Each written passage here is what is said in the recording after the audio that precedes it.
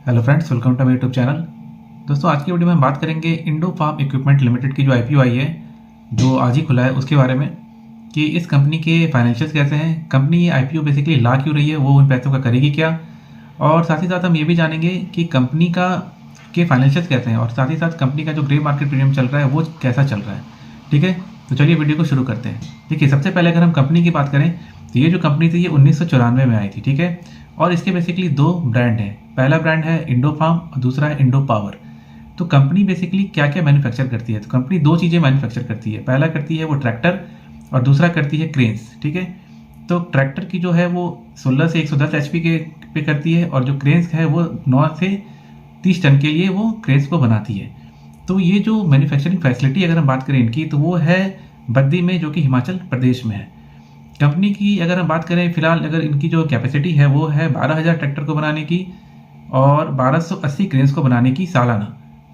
ठीक है, और वहीं अगर हम बात करें कि तो कंपनी चाह क्या रही है, तो कंपनी चाह रही है कि वो 1280 जो इनकी क्रेन की जो कैपेसिटी है उसको वो एक्सपैंड करके 3600 यूनिट्स पर ईयर पे वो लेके आए। ठीक है, तो कंपनी का बेसिकली काम है ट्रैक्टर और क्रेन्स को बनाना, और फिलहाल इसका जो ये चाह रहे हैं कि जो इनकी क्रेन्स की कैपेसिटी है उसको वो सालाना इंक्रीज करना चाह रही है। ठीक है, तो ये बात हो गई बेसिकली कंपनी की। ठीक है, अब ये आईपीओ की डिटेल की बात कर लेते हैं। तो कंपनी की जो आईपीओ डिटेल, अभी जो आईपीओ है वो बेसिकली 260 करोड़ का है। स्मॉल साइज आईपीओ है ये। ठीक है, उसमें भी अगर आप देखें तो फ्रेश इशू जो है वो 184 करोड़ का है, और अगर ऑफर पर सेल की बात करें तो वो 75 करोड़ का है। प्राइस बैंड की बात करें तो वो 204 से 215 का है। वहीं अगर मिनिमम लॉट साइज की बात करें तो एक लॉट साइज में 69 शेयर होंगे, जिसमें मिनिमम इन्वेस्टमेंट जो लगेगी वो आपको लगेगी 14,835 रुपये। रिटेल कोटा अगर देखें तो 35% है, जो कि बहुत अच्छी बात है, और इसकी जो लास्ट डेट है वो है 2 जनवरी 2025। ठीक है, तो ये बात हो गई आईपीओ की। अब अगर हम कंपनी के फाइनेंशियल्स की बात करें तो देखिए, कंपनी का जो फाइनेंशियल्स है वो अगर हम देखें 21-22 में, फाइनेंशियल ईयर 21-22 में, तो रेवेन्यू था इनका 352 करोड़ का, तो वहीं प्रॉफिट आफ्टर टैक्स था 13 करोड़ का। अगर हम 22-23 की बात करें तो रेवेन्यू 371 करोड़ का और प्रॉफिट आफ्टर टैक्स 15 करोड़ का। फिर अगर आप 23-24 की बात करें तो रेवेन्यू 375 करोड़ का और पैट है लगभग 15 करोड़ का। तो इनके अगर फाइनेंशियल्स अगर हम लास्ट 3 साल के देखें तो ये देखने को मिलता है कि जो इनके रेवेन्यू है और जो प्रॉफिट आफ्टर टैक्स है वो लगभग स्टेबल है। ठीक है, तो वही अगर हम बात करें कि जो इनकी बोरिंग्स की, तो वो बोरिंग्स लगभग 245 करोड़ का है इनका। ठीक है, तो कंपनी के फाइनेंशियल्स फिलहाल ऐसे दिख रहे हैं। अगर हम कुछ इंपॉर्टेंट रेशियोज की बात करें तो जैसे रिटर्न ऑन इक्विटी है इनका 5% के आसपास, रिटर्न ऑन कैपिटल एम्प्लॉयड है 8.96 के आसपास, डेट टू इक्विटी रेशियो 0.01 है। तो वहीं अगर हम रिटर्न ऑन नेटवर्थ की बात करें तो वो है 4.92% के आसपास। तो देखिए, रिटर्न ऑन इक्विटी और रिटर्न ऑन कैपिटल एम्प्लॉयड ये दोनों काफ़ी कम है। जैसा कि मैंने कहा कि जो इनका जो पिछला फाइनेंशियल ईयर है 3 साल का, वो काफ़ी स्टेबल है, ऐसा कुछ खास ग्रोथ उनके फाइनेंशियल्स पे दिख नहीं रहा। ठीक है, वहीं अगर हम इसके पीयर कंपैरिजन की बात करें तो जो स्कॉट कोबोटा है वो 36 के पीई के मल्टीपल पर है, और वहीं अगर एक्शन कंस्ट्रक्शन इक्विपमेंट की बात करें यानी कि एसीसी, तो उसका जो पी है वो 47 का है। लेकिन इस आईपीओ का जो पी है वो बेसिकली आ रहा है 54 पे।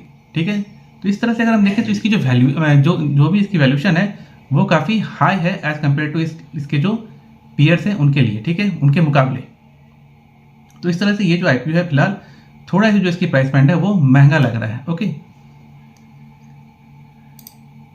अब देखिए, ये कंपनी बेसिकली जब भी कोई कंपनी अगर आईपीओ लाती है तो उनका कुछ ऑब्जेक्ट होता है कि वो जो हमसे पैसे लेंगे वो उन पैसों का करेगी क्या। ठीक है, तो कंपनी का बेसिकली जो ऑब्जेक्ट है वो जो उनकी जो क्रेन मैन्युफैक्चरिंग कैपेसिटी है उनको बढ़ाना है। साथ ही साथ इनके जो कुछ बोरिंग्स हैं, जैसे मैंने पहले कहा, कुछ इनके बोरिंग्स हैं तो वो भी वो इनको पे करना चाहते हैं।